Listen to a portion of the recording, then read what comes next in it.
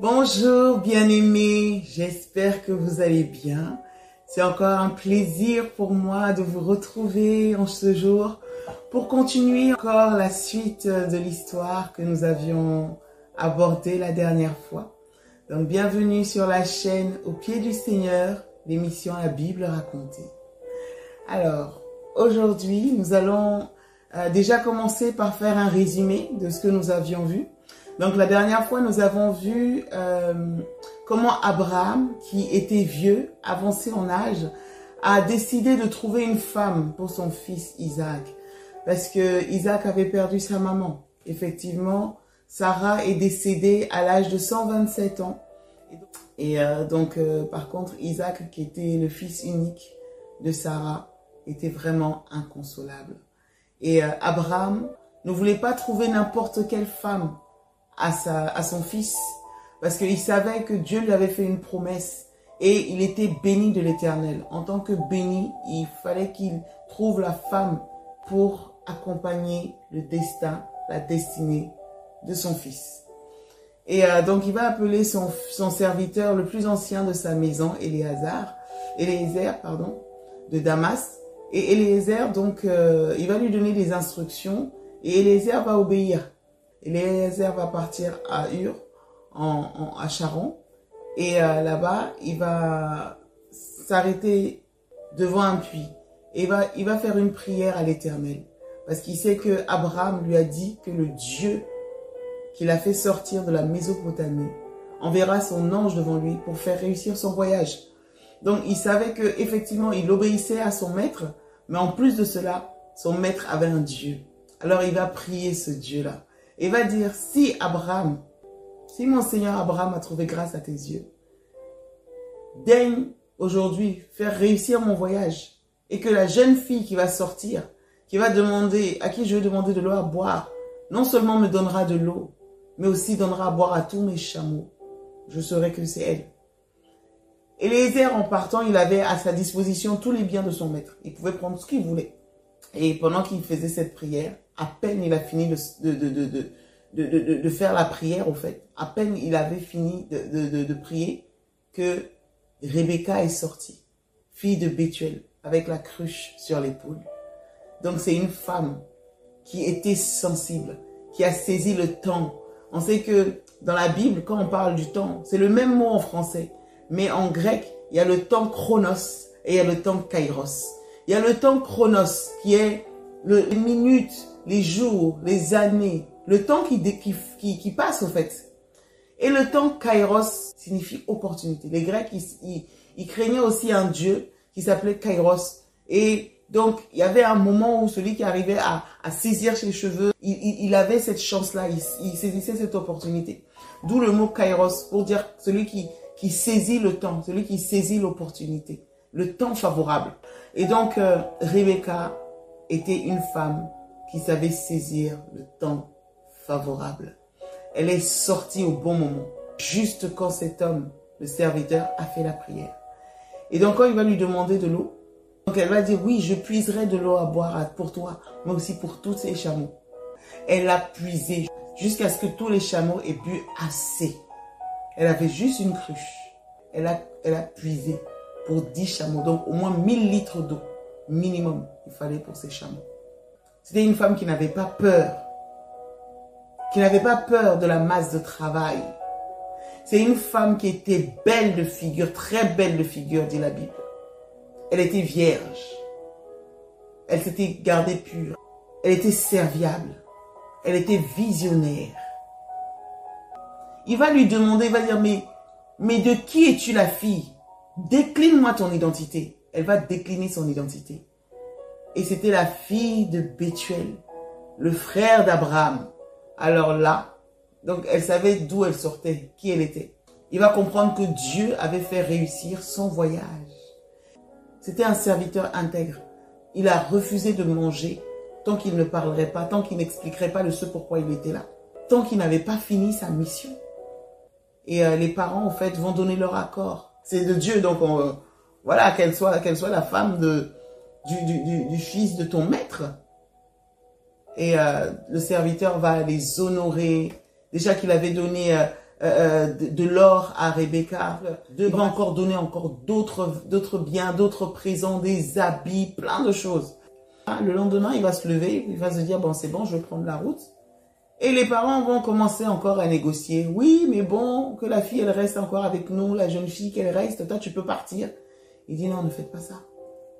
Ne ralentissez pas mon voyage, quoi. L'Éternel a fait réussir. Qu'est-ce qui lui prouvait que s'il part, que la fille allait réellement le suivre?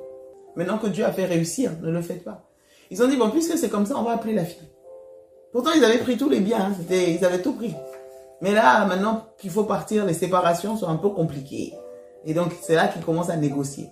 Donc, ils vont demander à Rebecca, est-ce que tu veux vraiment partir avec cet homme? Elle va dire oui, j'irai. C'est une femme de parole, une femme intègre. Et là, elle va partir, ils vont la bénir. Elle va le suivre.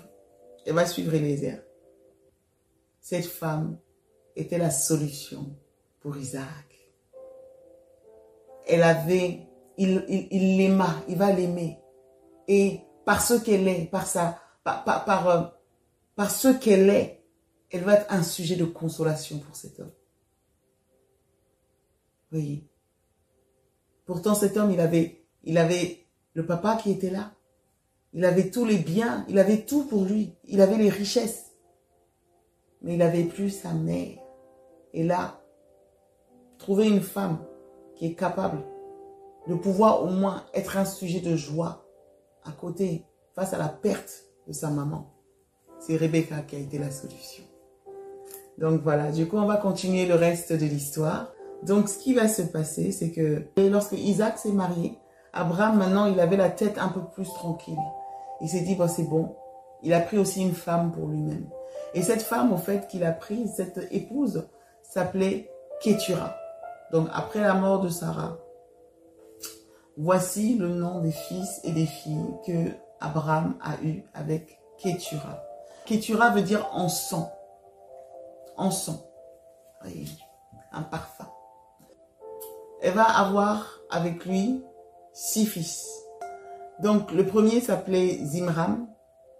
Et Zimram veut dire musicien. Ensuite, elle a eu un autre garçon avec lui qui s'appelait Jokshan. Jokshan. Et Jokshan veut dire celui qui piège. Donc, lui, il était habile, agile à faire des pièges, à dresser des pièges. Un autre fils qu'elle lui a enfanté, c'était Médan. Médan veut dire dispute. Elle va lui enfanter un autre fils aussi qui s'appelle Madian. Et Madian veut dire lutte, dispute aussi. C'est plus ou moins la même racine. Elle va également lui donner un autre fils qui s'appelle Jikshan. Et Jikshan veut dire il libère. Et enfin, elle va lui donner un autre fils qui s'appelle Shuash. Et Shuash veut dire dépression. Voilà, donc il a eu aussi des petits-fils, hein, et ses petits-fils au fait. Donc la Bible va nous mentionner principalement les descendants de Jokshan et aussi les descendants de Madian. Voilà, pour les autres, on n'a pas vraiment beaucoup de détails, mais on sait que Jokshan, donc celui qui piège, a eu principalement 2 fils. Donc l'un s'appelait Séba. Séba veut dire 7, le chiffre 7. Ça veut dire aussi serment et ça veut dire homme. Donc on sait que lui c'était un homme engagé, un homme de parole. Son nom en tout cas voulait dire cela. Et il a eu aussi un autre fils qui s'appelait Dedan. Dedan veut dire terre basse. Et Dedan va avoir aussi des enfants. Et parmi les enfants de Dedan, il y en a 3, il y a trois peuples, 3 nations principaux. Donc, il y a une première nation qu'on appelle les Ashurim, donc qui sont également appelés les Géshuriens. Et donc, eux, la signification de leur nom, ça veut dire guidé, béni. Et dedans, on va avoir également donné naissance à une autre nation, les Létushim. Les Létushim, ça signifie martelé. Et enfin, il y a également un autre peuple qui est sorti de dedans, donc les Lémim. Les Lémim veut dire peuple, nation. Voilà un petit peu. Et Madian, quant à lui, va avoir également 5 principaux fils qui sont mentionnés. Donc, il y a Epha, qui veut dire obscurité, Épher, qui veut dire veau, fan, gazelle. On sait que le veau, déjà, dans la Bible, c'est synonyme de offrande, sacrifice. Vous voyez, donc son nom a une signification. Et il y a également Enoch, qui veut dire dédié, initié, consacré. C'est un prénom qu'on a déjà vu plusieurs fois dans la Bible. Et il y a également Abida. Abida veut dire père du savoir. Donc, eux, ils avaient la connaissance, ils avaient le savoir.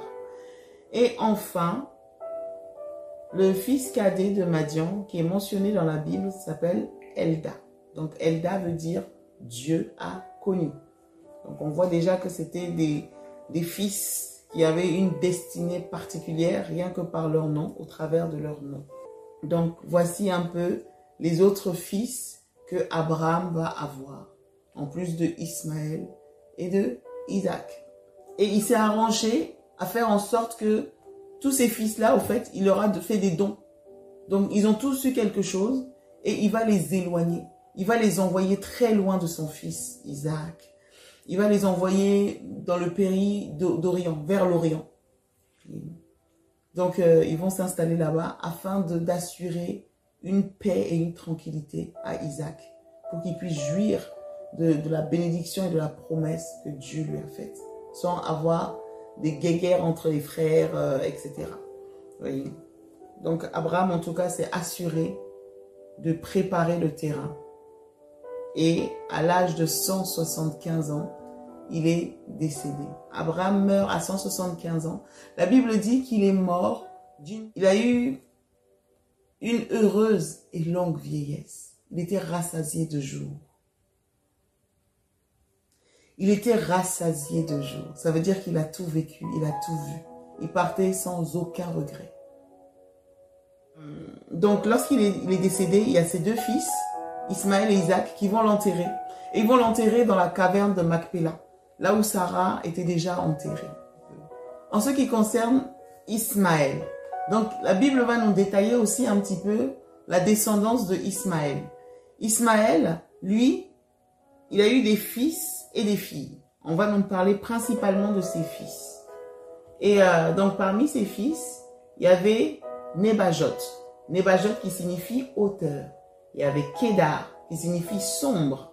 Il y avait Abdéel. Abdéel veut dire châtier de Dieu. On peut aussi traduire cela par serviteur de Dieu. Il y a Mitsam qui veut dire parfum suave. Donc parfum, on peut dire parfum exquis, parfum délicieux. Et il y avait également Mishma, qui veut dire qui écoute. Il y avait aussi Duma, qui signifie silence, Massa, qui signifie fardeau, Hadad, signifie honneur, Tema, qui signifie désert. Il y avait Jétur, veut dire qui est fermé, défense. Et donc il y avait Nafish, qui signifie rafraîchissement. Et enfin, la Bible nous parle de Kedna, qui signifie originel. Plus tard, on apprendra aussi que Nebajot avait une sœur. On le verra après. Voilà, donc c'est une des filles qu'il a eues. Il en a eu certainement d'autres, mais bon, dans la Bible, la Bible ne mentionne que les principaux. Voilà. Mais généralement, ils ont aussi eu des fils et des filles. Donc Ismaël va décéder à l'âge de 137 ans. Donc lui, au fait, ses enfants s'étaient installés depuis le pays d'Avila jusque vers Shur, en passant par la Syrie, etc. Donc ils s'étaient installés sur un vaste territoire. Et comme, selon la prophétie, effectivement, il campait autour de ses frères, vis-à-vis de ses frères. Voilà, donc plus tard, lorsque Abraham est décédé, Dieu va venir parler à Isaac.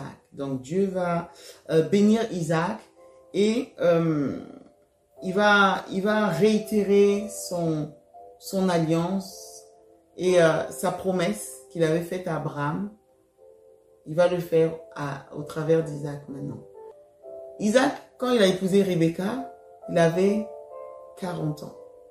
Il va y avoir une famine et Isaac va décider de se déplacer et de trouver un endroit plus favorable. Et il va passer par le pays de Guérar et continuer sa route et le Seigneur va lui parler justement en lui disant « Isaac, ne monte pas en Égypte. » Je pense qu'il comptait aller se réfugier là-bas. Dieu va lui dire « Non, ne monte pas en Égypte. Reste dans le pays de Guérar. Je te bénirai. Je suis le Dieu d'Abraham, ton père. Et je tiendrai l'alliance que j'ai faite avec ton père. Je te donnerai ce pays à toi et à ta postérité. Tu seras une grande nation. Celui qui te bénira, je le bénirai. » Et donc Isaac va obéir, il va rester dans le pays de Guérar. Et les gens vont voir que il avait une femme quand même, comme je vous disais, elle était très belle de figure. Donc ils vont commencer à s'approcher, à poser des questions. Mais c'est qui celle-là? Elle est qui pour toi? Et il va avoir peur, hein. Il va se dire, manière dont elle est belle là, si je commence à dire que c'est ma femme, ils vont me tuer. Donc il a commencé à dire que c'est sa sœur. Bon. Sauf que le roi de Guérar, Abimelech, était un jour à sa fenêtre, il regardait. Et puis il va voir que ces deux-là, la manière dont ils sont proches, la manière dont ils plaisantent, la manière dont ils rigolent là, c'est plus que frère et sœur, hein. C'est pas, il a vu l'étincelle entre leurs yeux là. Abimelech, qui est un homme d'expérience et sage, a vu tout de suite qu'il y avait quelque chose entre ces deux-là. Il va appeler Isaac. Il va le faire appeler. Il va lui dire, toi là, assurément, celle-là là, c'est pas ta sœur, hein, c'est ta femme. C'est ta femme. Pourquoi est-ce que tu nous as menti en nous disant que c'est ta sœur? C'était quoi encore tes intentions là? Pourquoi tu veux faire venir un tel malheur sur mon pays? Et Isaac va dire, oui, c'est vrai, j'avoue, c'est ma femme. C'est que j'avais peur qu'en disant que c'est ma sœur, qu'on me mette à mort. Il dit, mais qu'est-ce qui t'a pris? Peu s'en est fallu que quelqu'un ait couché avec ta femme et tu nous aurais fait venir un grand malheur sur notre tête. Hein? Alors Abimelech va décider de faire un décret et de publier partout dans le pays en disant que celui qui touche à cet homme et à sa femme, ils seront mis à mort. Donc il y avait un décret de mort qui menaçait toute personne qui oserait toucher à Isaac et à sa femme, Rebecca. Voilà. Donc lorsque tout ça s'est passé, Isaac va décider de semer dans le pays. Donc en pleine famine, en pleine sécheresse. Et on sait que le sol, quand c'est comme ça, avec la sécheresse, là, il faut bosser. Hein. C'est compliqué. Hein. C'est comme du caillou. Mais il va travailler, il va labourer, il va planter. Et tellement Dieu était avec lui. Et Dieu a honoré aussi son obéissance dans le sens où il n'est pas allé en Égypte. Il a fait confiance à l'Éternel. Alors Dieu va faire en sorte qu'il récolte le centuple de ce qu'il a semé. Il a semé en pleine famine.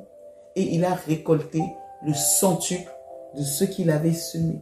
De sorte qu'il est devenu riche. Il est devenu riche. Et la Bible dit qu'il allait s'enrichissant. Jusqu'à ce qu'il est devenu fort riche. Déjà quand on dit qu'il est riche, on comprend. Hein? Mais sa richesse là n'a fait que s'accroître, jusqu'à ce qu'il est devenu fort riche. Il est devenu tellement riche que les gens de Guérar même ont commencé à avoir peur de lui. Donc finalement, ils l'ont chassé. Ils ont commencé à avoir la jalousie dans leur cœur. Parce qu'ils prospéraient. Eux-mêmes qui sont dans le pays là, ils ne prospèrent pas autant que cet homme. Pourquoi? Parce qu'il avait un Dieu qui marchait avec lui. Voyez? Mais ils n'ont pas supporté. Hein. Donc ils ont commencé à lui porter envie. Et finalement, le roi Abimelech va lui dire de partir. Ils vont le chasser. Donc il va s'éloigner, il va partir et il va aller s'installer dans la vallée de Guérar. Parce que son père, à un moment, Abraham, était aussi là-bas. Donc je vous avais expliqué, Abraham même avait suivi plus ou moins le même scénario en disant que sa femme était sa sœur, etc. Jusqu'à Abimelech même était venu faire alliance avec lui et tout. Donc je vous avais expliqué.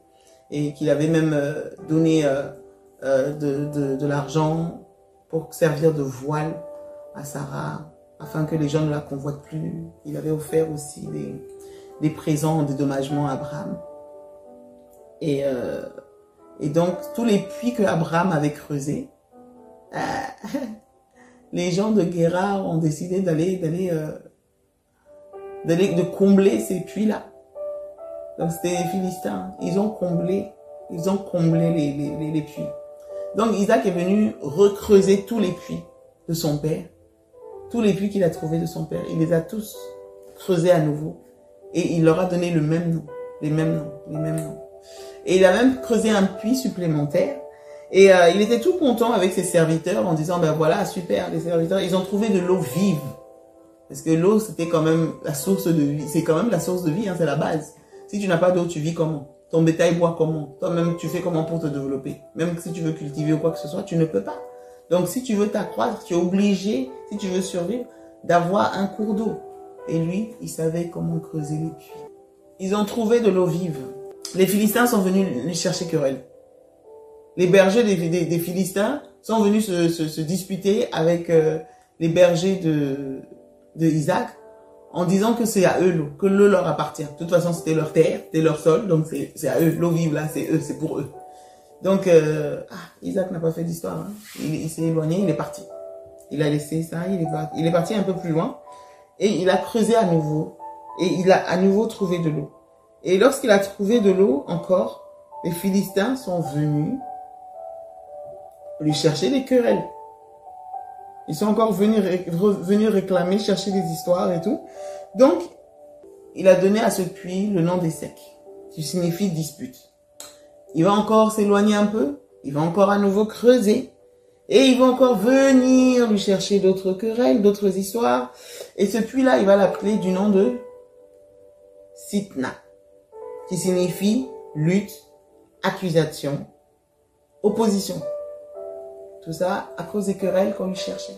Il va complètement se déplacer, il va aller beaucoup plus loin. Il va se mettre beaucoup plus au large là-bas. Et il va creuser. Et quand il va creuser, il va encore trouver de l'eau. Et cette fois-ci, on va le laisser tranquille. Personne n'est venu réclamer. Ce puits-là, on va l'appeler Rehoboth. Rehoboth veut signifier larges espaces. Et donc, il se disait, ben maintenant, l'Éternel nous a mis au large et nous pourrons prospérer, nous pourrons avoir de l'espace, nous pourrons nous étendre parce que le Seigneur nous a sécurisés. Dieu nous a permis d'être éloignés de tous ces problèmes-là et d'élargir nos espaces, de nous étaler, de nous étendre. Maintenant, il y a aussi un autre aspect, c'est que la femme d'Isaac était stérile. Rebecca n'enfantait pas. Pourtant, Isaac avait la promesse. Dieu avait fait la promesse à Abraham en disant, je te bénirai, je te donnerai un fils et je bénirai ta descendance et ta postérité. Donc, Isaac était béni, mais Isaac aussi devait devenir une grande nation. Donc, si celui même qui est censé avoir la promesse, sa femme est stérile, on fait comment? Celui qui est censé devenir une grande nation. Alors, Isaac a commencé à prier. Il a vu que sa femme était stérile, il a imploré Dieu. Il a imploré la grâce de Dieu, la main de Dieu. Et Dieu, il a entendu. Alors, Rebecca est tombée enceinte. Lorsque Rebecca est tombée enceinte, elle a vu que la grossesse, là, n'était pas normale. Il y avait un problème. Son ventre, là, n'arrêtait pas de bouger. Il y avait comme une lutte. Comme s'il y a des gens qui se cognaient, quoi, à l'intérieur. Elle s'est dit, mais si je suis enceinte, là, à quoi me servira-t-il d'être enceinte si c'est pour avoir un tel problème? C'est quoi cette grossesse-là où on sent comme s'il y avait une bataille, un champ de bataille à l'intérieur du ventre là? C'est quoi ça? Elle va consulter l'Éternel. Donc c'est une femme qui savait venir à la source, au pied du Seigneur. Elle savait écouter Dieu. Donc elle va consulter Dieu. Et ça me touche. Parce que quand même, on voit qu'elle vient d'un pays, la Mésopotamie. Elle vient d'un pays où ils avaient des idoles. Où le Seigneur même va dire à Abraham de ne pas retourner là-bas. Parce que c'était un pays où ils avaient de l'idolâtrie. Ils avaient des téraphins, ils avaient plein de choses. Des statues qu'ils adoraient et tout. Et elle, quand elle est sortie de là, elle s'est mariée avec Isaac. Et elle a embrassé le Dieu d'Isaac. elle a servi le Dieu d'Isaac. Et donc, au point où quand il y a un problème, au lieu de se conformer au Dieu de ses pères, des choses qu'elle a apprises, elle est partie consulter l'Éternel. Donc l'Éternel est devenu son Dieu. Elle était à l'écoute. Alors Dieu va lui dire, quand elle va le consulter, Dieu va lui dire, mais il y a 2 nations dans ton ventre. Il y a 2 peuples qui se sépareront à la sortie de ton ventre.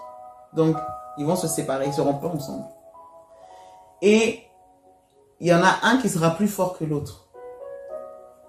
Le plus grand sera assujetti au plus petit. Donc, le plus petit va dominer le plus grand. Elle a entendu. Elle est restée calme. Et maintenant est arrivé le temps de l'accouchement. Donc, elle a accouché. Quand elle a accouché, le premier bébé qui est sorti, il est sorti tout roux, rempli de poils. La Bible dit qu'il est sorti comme un manteau roux. Il était tout velu. Alors, on l'a appelé Ésaü. Ésaü qui veut dire chevelu, poilu et velu. Voilà, donc c'est le nom. Il était tout roux. Ensuite, quand Ésaü est sorti, au moment où il sort, on le tire. Voilà qu'il y a une main qui est là, qui tient le talon de son frère. Donc ça, c'était Jacob. Donc lui, la bataille qu'il y avait dans le ventre là, même au moment où on a sorti le frère, il tenait le frère quand même sur son pied là. Il dit, toi là, tu sors pas sans moi, on y va. Donc il tenait le pied de son frère. Du coup, on l'a appelé Jacob. Parce que Jacob veut dire celui qui prend par le talon. Et ça veut dire aussi supplanter. Supplanter veut dire prendre la place de remplacer. Donc il a pris la place de... donc les 2 enfants vont grandir. Ils avaient des tempéraments complètement différents. Ésaü va être un homme des champs, un chasseur. Il était un habile chasseur. Puis son père l'aimait beaucoup parce que comme c'était un habile chasseur, là, il ramenait tout le temps du gibier. Donc le papa, il aimait bien manger, il était content. Donc Ésaü était son ami. Il aimait beaucoup Ésaü. Donc chaque fois, ah, mon fils Ésaü, grâce à toi, je mange bien ici dans cette maison. Voilà, voilà. Jacob était un homme tranquille. Lui, il était sous les tentes. Il était tranquille, posé, réfléchi, calme. Et Jacob, au fait, la Bible dit que Rebecca aimait Jacob. Il n'est pas dit parce que. Elle l'aimait tout simplement. On voit qu'un jour, la Bible nous parle d'un jour particulier. Ésaü était parti chasser. Il était parti chasser du gibier. Ce jour-là, la chasse n'a pas été fructueuse. Il a chassé. Il est parti et il n'a rien trouvé. Il n'a pas eu de gibier. Donc voici qu'il rentre fatigué, découragé. Il n'en pouvait plus. Et son frère, qui était tranquillement là, avait préparé. Ah oui, dans la Bible, il y a des hommes qui préparent, qui font très bien la cuisine. Un petit message en passant. Donc du coup, Jacob avait préparé. Il a fait à manger. Ésaü, il vient. Il sent l'odeur du potage de lentilles que son frère avait préparé. Il dit, hey, donne-moi de ce roux-là, serre-moi. Il faut me servir, s'il te plaît, donne-moi un peu. J'ai besoin de manger, il faut que je mange. Son frère dit, mais si tu veux manger ça, là, il faut que tu me donnes ton droit d'aînesse. Cède-moi ton droit d'aînesse. Ésaü, qui n'est pas, je sais pas, il cède facilement les choses. Il dit, oui, mais bon, de toute façon, voilà, je vais mourir là. Je m'en vais mourir. Je suis fatigué, j'ai travaillé, j'ai rien eu. Toi, tu me parles de mon droit d'aînesse. À quoi me servirait mon droit d'aînesse? Si tu veux, si c'est ça que tu veux, il faut prendre. Prends le droit d'aînesse. Moi, je veux juste manger là. Donne-moi à manger. Avec un père qui est riche, en troupeau, en bétail, en tout. Toi, tu reviens de la chasse. Tu peux même pas te contenter d'aller prendre un morceau de pain ou je sais pas, quelque chose, des gâteaux, histoire de te calmer un peu. Mais ton droit d'aînesse, ton héritage, tu le cèdes pour un plat de lentilles parce que tu as faim. Et tu dis que si tu ne manges pas, tu vas mourir même. Donc c'est comme ça qu'il a méprisé son droit d'aînesse. Et il a cédé ça à son frère. Donc le frère savait très bien que c'était quelque chose de précieux. il a rien dit, il est resté tranquille. Il sait que son frère lui avait cédé son droit d'aînesse pour un plat de lentilles avec du pain. Et vous savez, quand le Seigneur a béni Isaac, Isaac est devenu, comme je vous disais, il était parti s'enrichissant, il s'est tellement enrichi que il était riche en troupeaux, en serviteurs, en bétail, menu, gros bétail, etc. Et donc les Philistins l'avaient chassé, effectivement, l'avaient porté en vie. Et donc ils s'étaient installés dans la vallée de Guérar, là-bas, et donc il s'était bien élargi. Là, maintenant, il y a le roi de Guérar, Abimelech. Abimelech, donc je vous avais dit que ça veut dire Mélech est père, ou bien mon père est roi. Donc Abimelech va décider de venir le voir, accompagné d'un de ses amis, qui s'appelle Ahuza. Donc Ahuza signifie possession. Donc il va venir le voir avec Ahuza et avec le chef de son armée qui s'appelle Picol. Donc, et Picol veut dire fort. Donc ils vont venir auprès de Isaac. Et ils vont dire à Isaac, ben, écoute, on vient te voir et tout ça. Isaac dit, mais pourquoi vous venez? Pourquoi venez-vous me voir? Pourquoi est-ce que vous venez à moi? Hein? Alors que vous me haïssez, vous m'avez chassé. Hein? Vous m'avez chassé de chez vous, là, maintenant que je me suis réfugié ici. Qu'est-ce que vous venez me chercher encore comme histoire? Et ils vont lui dire, non, voilà, c'est qu'on vient te voir parce que on sait que l'Éternel est avec toi. On sait que Dieu est avec toi. La manière dont tu as prospéré, la manière dont tu as évolué, la manière dont tu es béni et tout, tu es devenu fort. On sait que Dieu est avec toi. Du coup, on veut faire alliance avec toi. Alors s'il te plaît, tu sais que pendant tout le temps que tu as séjourné à côté de nous, là, on t'a pas fait de mal. Hein? On a usé de bienveillance envers toi. Alors toi aussi, use de bienveillance envers nous.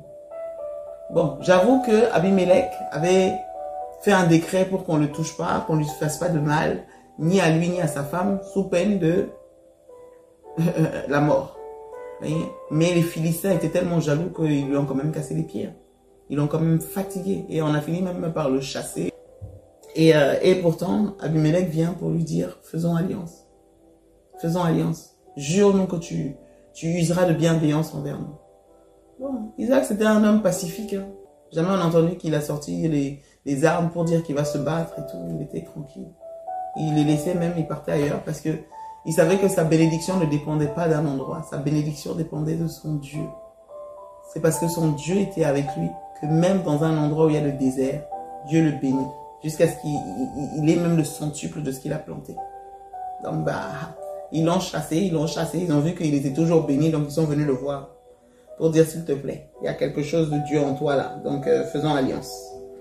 Et donc, par rapport à ça, il va traiter alliance avec eux. Et donc, il va faire même un festin. Il va faire un festin. Ils vont boire, ils vont manger. Ils vont dormir là. Et le lendemain, ils vont partir en paix. Les serviteurs d'Isaac même sont allés creuser. Ils ont trouvé de l'eau encore. Ils ont creusé un puits. Et ils vont venir le voir en disant, voilà, on a encore trouvé de l'eau. Et Isaac va appeler cet endroit Beersheba. Beersheba. Sheba, c'est, ça veut dire serment. Et Beersheba, c'est le puits de serment, en fait. Voilà. Donc, et ce qui s'est passé aussi, c'est que son fils, Ésaü, lui, bah, c'était un homme qui aimait les plaisirs de la vie. Il était chasseur, tout ça. Comme je vous ai dit, il a cédé facilement son droit d'aînesse. Facilement comme ça, pour un plat de lentilles. Parce qu'il s'est dit, bah, je vais manger. Si je ne mange pas, je vais mourir. Donc, tant qu'à faire le droit d'aînesse, là, ça ne me sert à rien, en fait. C'est pas...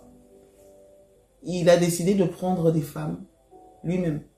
Voilà. Donc, comme ils étaient parmi les Étiens, hein, donc, il a décidé de prendre 2 femmes.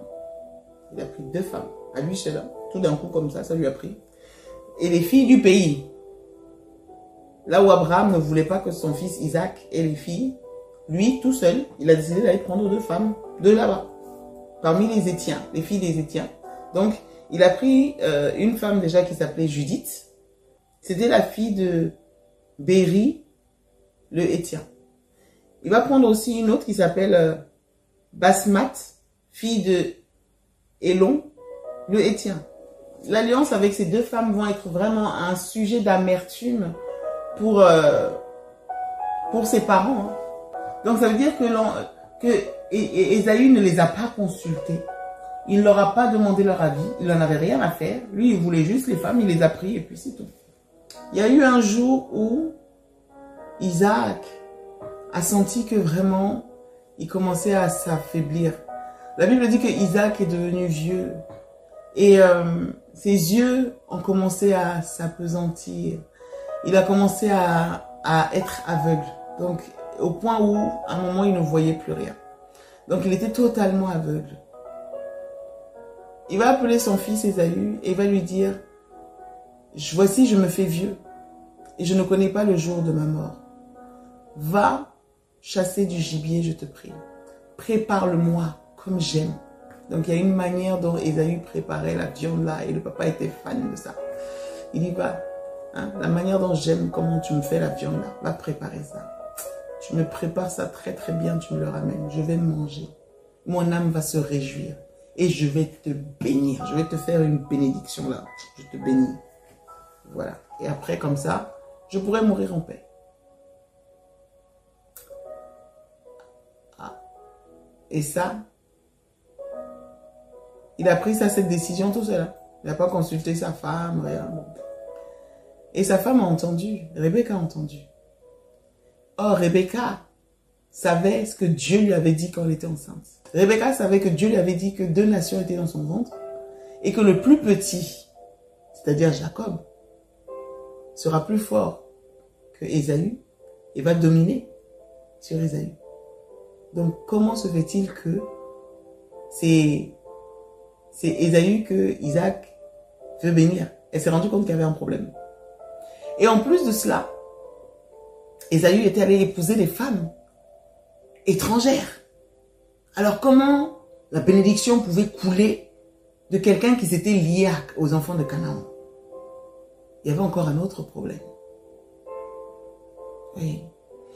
Donc, elle va rien dire à son mari. Hein. Elle va juste appeler Jacob. Elle va lui dire, écoute, viens là. J'ai entendu ton père qui était en train de parler tout de suite là. Il a appelé ton frère Ésaü en lui disant d'aller lui chercher du gibier, de lui préparer ça comme il aime pour le bénir. Hein? Alors toi, va dans l'enclos là, dans le troupeau là. Va me chercher 2 chevaux. Je vais les préparer moi-même bien comme ton père aime là. Il va manger, il va te bénir. Je dis que Jacob c'était un homme posé qui réfléchit. Hein.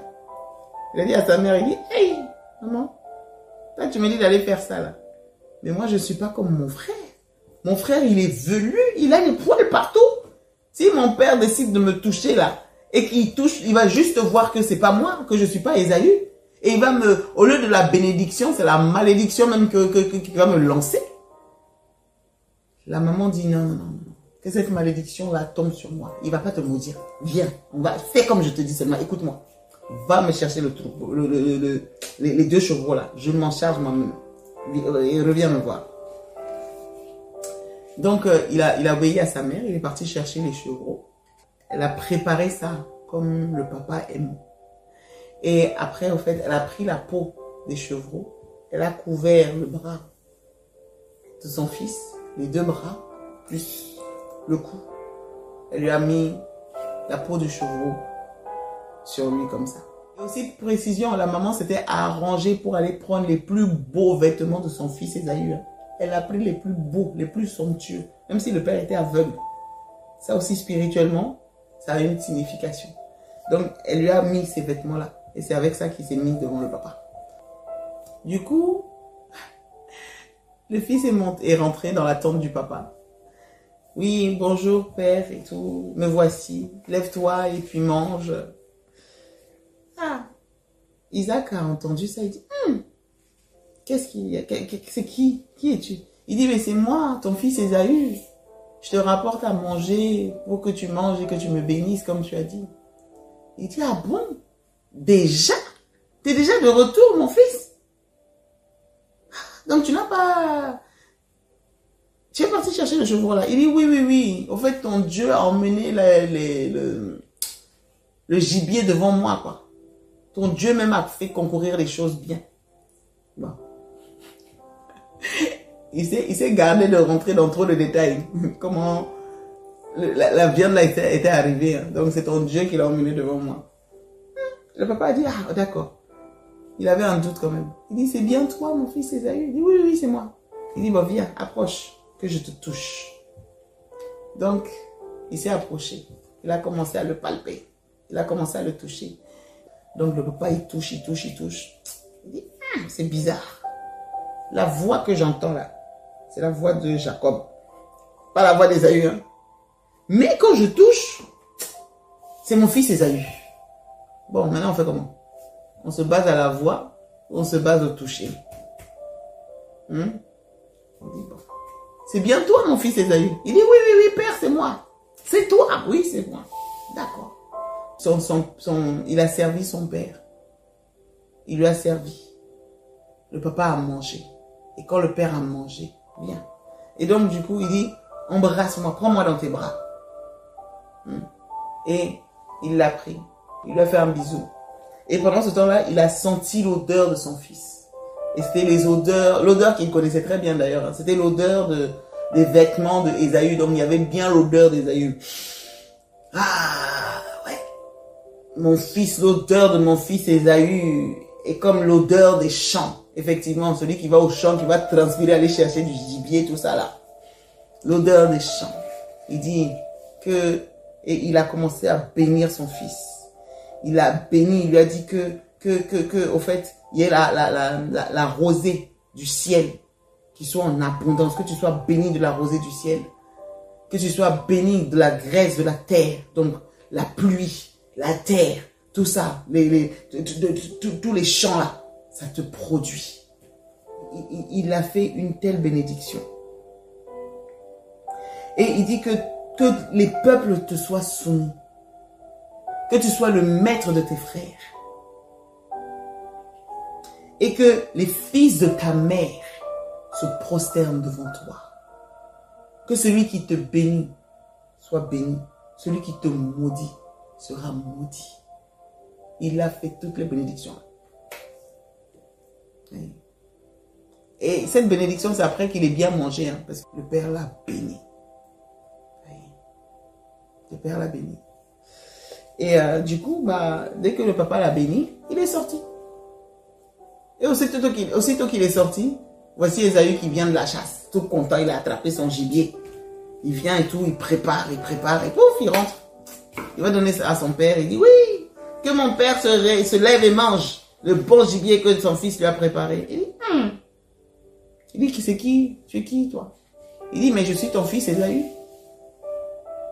Je suis venu t'apporter le gibier là pour que tu me bénisses. Ah, là c'est chaud. Il entend, il reconnaît la voix de son fils.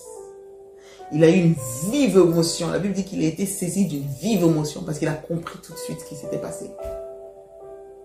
Il dit, mais qui est celui qui est venu m'apporter à manger? Il y a quelqu'un qui est venu avant toi, qui m'a apporté à manger. Et voici que je l'ai béni. Je l'ai vraiment béni. Le frère commence à pleurer. Hein. Il dit, comment ça? Père, c'est pas possible. Bénis-moi. Il faut me bénir, mon papa. Bénis-moi. Je suis parti chercher ça là, tout ça pour avoir la bénédiction. Bénis-moi. Le père dit, ton frère est venu avec ruse et je ne le savais pas. Et je l'ai béni. Voici que j'ai pourvu. Je l'ai béni, je lui ai donné la rosée du ciel, donc la pluie en abondance pour tout ce qu'il va planter. Je lui ai donné la graisse du sol, donc tout va pousser. Les troupeaux, tout ça là, tu vois, donc il sera bien. Je lui ai donné toutes les nations lui sont soumis, les peuples lui sont soumis, les fils de sa mère lui sont soumis. Donc toi-même, tu lui es soumis. Et j'ai même dit que celui qui le bénira sera béni, celui qui le maudit sera maudit. Donc je ne peux même pas revenir sur ma parole. Ah, le monde d'Esaü là s'écroulait, hein. Il s'est jeté par terre. Il a commencé à pleurer. Il a commencé à dire, mais père, n'as-tu que cette bénédiction-là? Bénis-moi aussi, bénis-moi aussi. Il dit, mais je lui ai déjà tout donné. Mais tu n'as que ça. Bénis-moi, dis quelque chose sur ma vie, dis quelque chose sur moi, bénis-moi. N'as-tu que cette seule bénédiction, père? Le papa l'aimait tellement. Il a trouvé une bénédiction à lui dire. Il dit, bon voilà, ta maison sera dépourvue de la rosée et de la graisse du sol. Tu auras ton épée. Tu combattras avec ton épée. Mais, effectivement, ton frère dominera sur toi. Mais en errant ça et là, tu briseras son joug de dessus toi. C'est ça qui a été la bénédiction d'Ésaü. En gros, on te donne la capacité de te soustraire à la domination, à l'autorité de ton frère. Et donc, Ésaü est sorti de là avec la rage, avec la haine contre son frère. Il a dit, mon père est vieux. Voici, dans peu de temps, il va mourir. Et quand il va mourir, là, je vais m'occuper de mon frère. Je vais le tuer. Je le tuerai. Et donc, il attendait la mort de son père pour tuer son frère. Et les serviteurs ont entendu ce qui se passait et ils en ont parlé à la maman. Vous voyez, déjà, juste une petite parenthèse. Un papa, tu as 2 fils. Comment est-ce que tu peux faire comme si l'autre était inexistant? Parce que s'il voulait faire les choses correctement, il aurait dû appeler Ésaü, le bénir, appeler Jacob et le bénir. Mais le Seigneur est tellement fidèle et puissant. Le Seigneur a fait en sorte que cet homme-là soit aveugle pour pouvoir accomplir les plans parfaits de Dieu. Parce que si Isaac avait ses yeux-là, et il avait vieilli avec sa vue, jamais, jamais, au grand jamais, il aurait béni Jacob. Parce que lui, c'est Ésaü qui l'aimait. C'est Ésaü qui lui a ramené le gibier. Donc, quand bien même Ésaü avait vendu son droit d'aînesse, et d'ailleurs, Ésaü, en pleurant, là, il a dit, oui, c'est parce que mon frère, il s'appelle Jacob, qu'il m'a déjà supplanté 2 fois, et c'est parce que vous l'avez appelé comme ça, il m'a volé mon droit d'aînesse. Il n'a pas volé ton droit d'aînesse. Tu lui as cédé. Tu as cédé ça contre un plat de lentilles facilement. Donc, son héritage, les choses précieuses, là, il n'en connaissait pas la valeur. Il pouvait facilement livrer ce qu'il avait. Et il s'allie à des femmes étrangères. Il en prend même 2. Hein? Un peuple qui est maudit, tu prends 1 fois, non, tu prends 2 fois même. Donc tu vas double te lier. Les parents ils pleuraient. Mais Isaac, quand bien même il aimait Ésaü, qu'il passait du temps avec Ésaü, il n'a pas inculqué ces valeurs-là à son fils. Comment est-ce que Ésaü ne savait pas qu'il ne fallait pas épouser de femmes étrangères? Il ne lui a pas transmis. Il ne lui a pas donné ces valeurs-là. Lui, il aimait juste manger la viande, c'est tout. Donc, c'est pour ça, Rebecca a vu la chose au loin. Souvent, on donne une image à Rebecca d'une femme qui a trompé la vigilance de son mari, qui a fait les choses à l'envers, qui a fait messe basse là. Mais c'est parce qu'elle connaissait la destinée qu'il y avait, la prophétie qu'il y avait, la promesse qu'il y avait. Et elle s'est arrangée pour que ça s'accomplisse. Donc, elle a veillé à l'accomplissement de la parole. Et quand le mari, au fait, voulait faire autre chose, elle a veillé à ce que ça soit fait. Comme la parole a dit. Le plus petit sera plus fort que le plus grand. Le plus grand sera assujetti au plus petit. Et donc, c'est le plus grand là, qui a donné son droit d'aînesse. Et le plus petit a eu la bénédiction. Mais maintenant, le problème était que Ésaü voulait le tuer. Et Rebecca a dit, oulala, ça ne peut pas se faire. On ne va pas tuer mon Jacob ici. Hein. Parce que si on le tue, je serai privé de mes 2 fils. Voici que celui-ci, là, il est parti se faire des alliances bizarres. Il est parti, voilà. Et puis en plus, il ne faut pas qu'on reproduise l'histoire de Abel et de Caïn. Si il tue son frère, le salaire du péché, là, c'est la mort. Donc c'est comme si, ben, je vais être privé de mes 2 fils. Hein. Donc non, non, non, non. Jacob, viens. Toi, ce que tu vas faire, là, il faut fuir. Parce que ton frère veut te tuer à cause du fait que tu as pris la bénédiction, là. Donc, tu vas partir à Ur. Tu vas partir à Charon. Dans la maison de mon frère. Et là, reste là-bas jusqu'à ce que la colère de ton frère se soit calmée. Quand ça va se calmer, là, je vais te dire d'où venir. D'accord? Va. Parce que on ne peut pas me priver de mes enfants comme ça.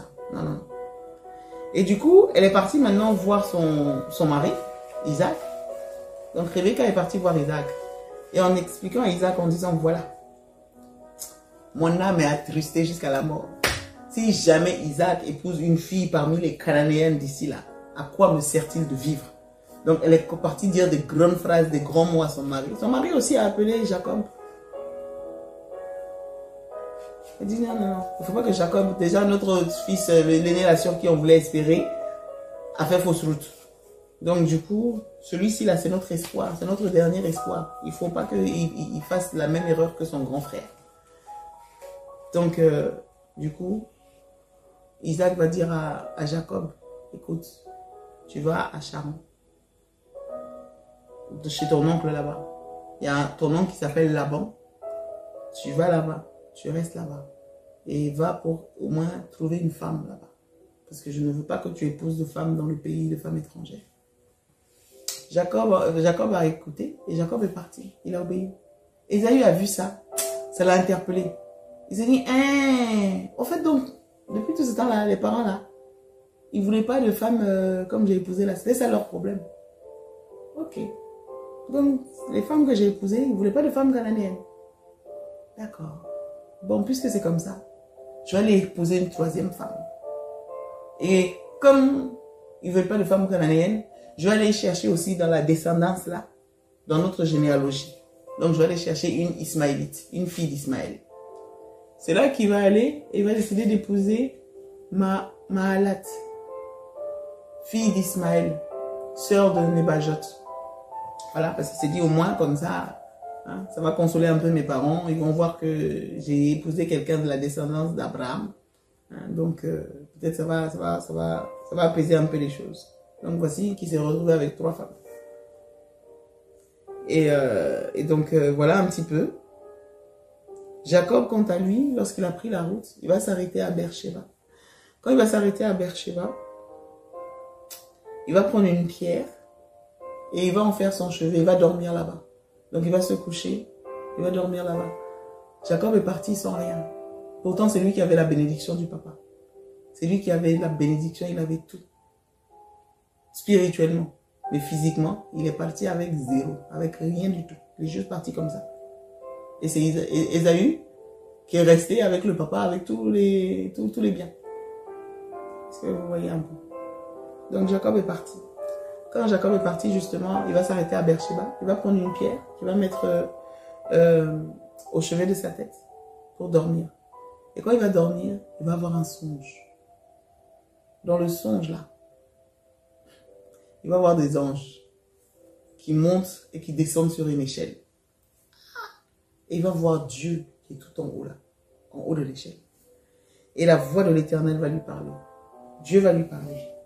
Et Dieu va lui dire qu'il est le Dieu d'Abraham.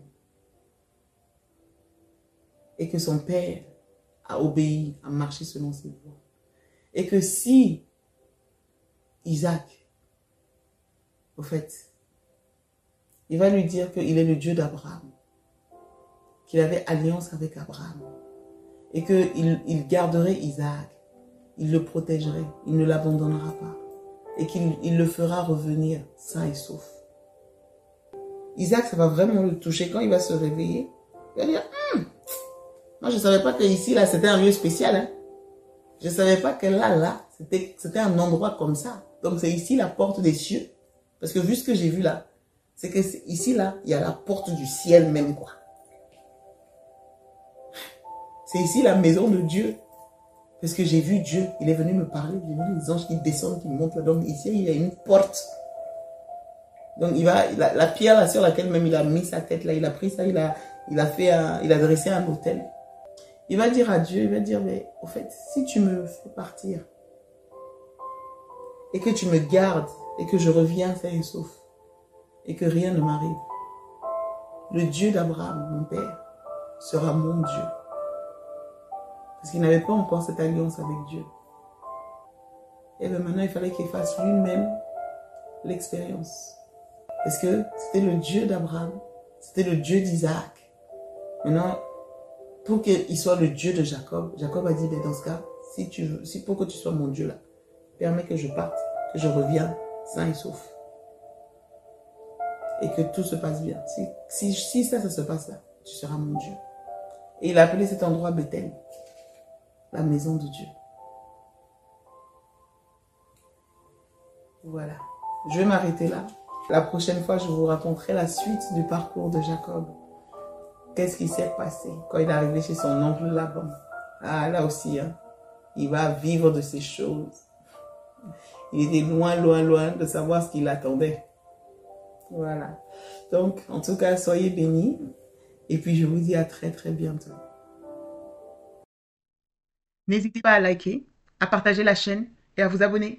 Soyez bénis.